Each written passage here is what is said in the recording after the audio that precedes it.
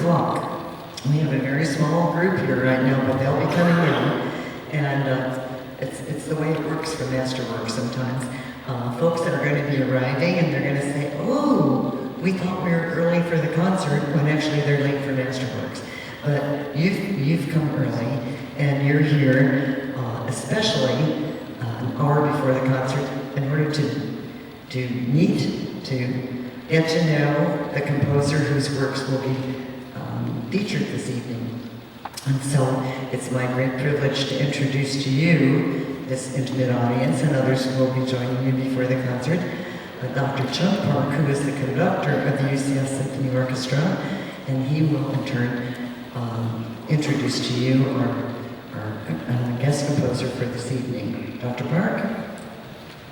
Judy, thank you so much, and as always, thank you for hosting us here, and thank you to everybody, all of the people who are quote-unquote behind the scenes who make this possible. We're so grateful and honored to be part of this series, and so I want to thank everybody here at St. Luke's for that. So, I want to kind of cut to the nitty-gritty, which is, of course I have a comment. I talked about this a little bit, and we said, what are we going to do? We said we were going to talk about food and maybe some other things, but I think you guys really want to hear about music. So let's start with this one. I'm going to throw you a softball. Can you tell us a little bit about your compositional process, where the genesis of your works are, where you go to compose, how you compose, what media you compose on, etc. If you can give us a walking tour of your compositional process. How long do we have? How long do we have? 45 minutes. Okay. Well, I've discovered that the best place for me to write is when I can get away from the influences of outside sounds and events. One of my buddies is a really phenomenal composer, Jerry Willingham, who's in Germany now. But he used to live in New York, and he would have like 2 or 3 radios going, and I don't know how he wrote. It was amazing. He wrote great stuff. So everybody's a little bit different. Me, I need quiet.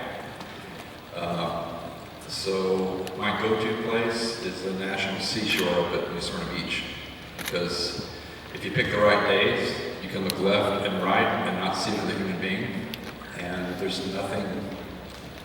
no buildings or anything. It's just nature. So you hear the wind and the waves, and it's pretty constant.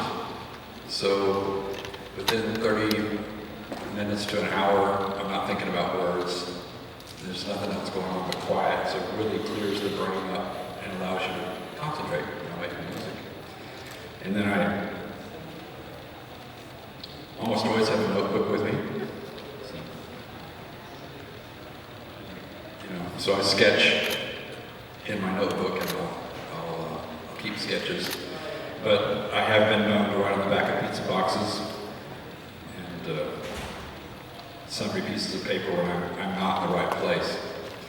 But I'll make sketches, and then they may be incorporated into a piece that I think it's going to be in, or it may not. It may end up being in another piece some other place.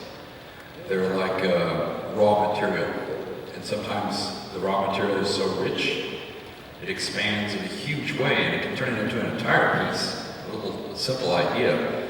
And other times I'll write a whole page of something and it never goes anywhere. So it's like with most creative endeavors, there's well, everybody here, we think in layers, right? Like you're probably thinking about what I'm saying right now and thinking, I'm a little bit hungry, right? So you have that different layer going on in your thought process.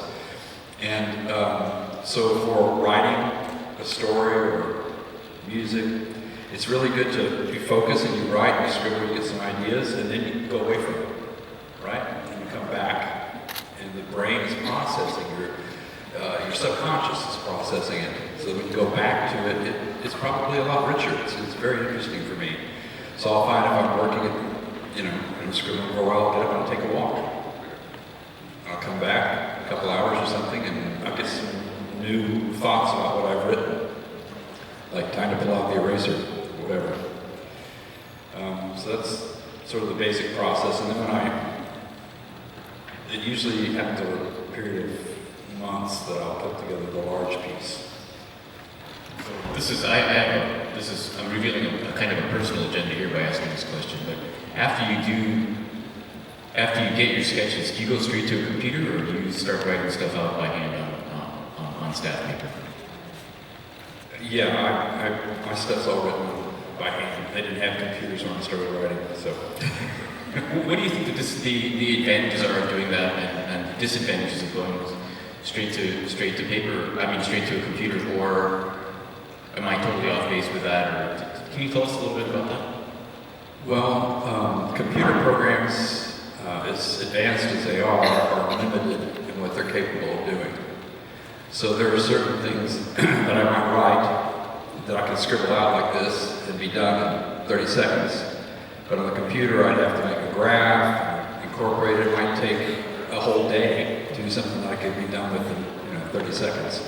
So it's not always the most efficient tool. And plus it makes these horrible little electronic sounds when you put in notes, so it's nothing you want to, I don't want that sound.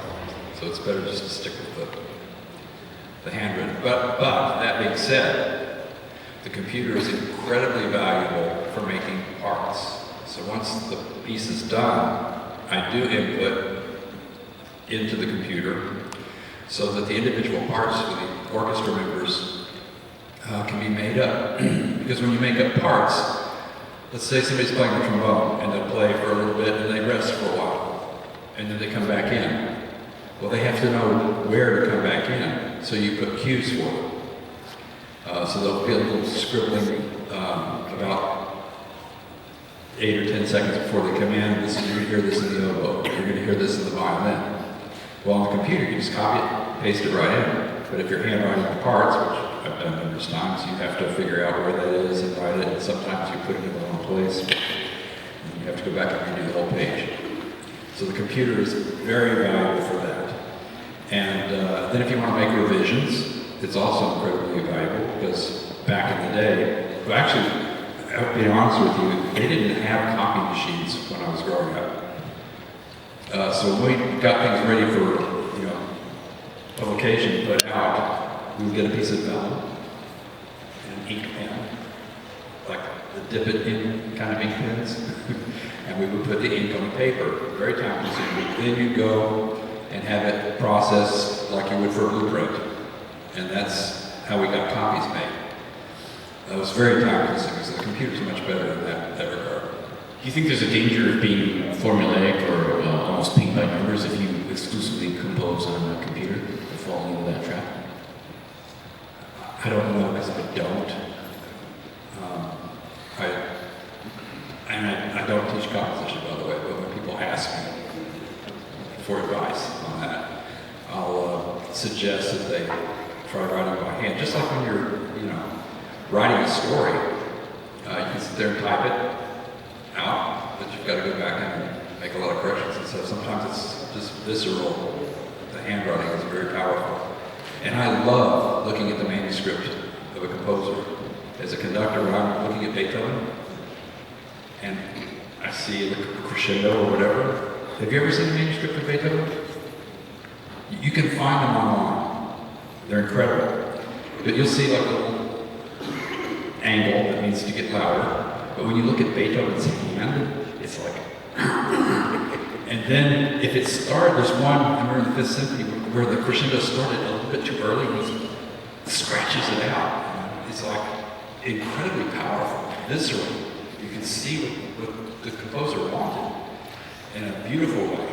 And even with Bach, it was very neat in his manuscript. You still see the flow through there that you wouldn't get if all the notes are exactly mechanically the same. So I personally highly regard a singing manuscript score. I think it reveals the character of the composer in a way that I think all of our handwriting reveals something about us. I know that for me it means that I have a very messy office because my handwriting shows that very easily. So that leads into my next question, which is how does your composing affect your conducting, and your conducting affect your composing? Well, my understanding of the orchestra, from playing in orchestras more than conducting them, but playing in orchestras has helped me to understand balances and colors and how they work together in a efficient, realistic way. And this actually brings up another issue with computers. Nowadays I'm seeing more and more scores that have what we call MIDI dynamics. So the dynamics are designed to make it sound correct on the computer, but when you get in the real world, it doesn't work. So you have a flute down in the bottom register playing with a trumpet, and it's not going to, you're not going to hear the flute. And so understanding how those sounds actually resonate together is invaluable. I would say as a conductor, one of the things that helped me as a composer was to understand efficiency.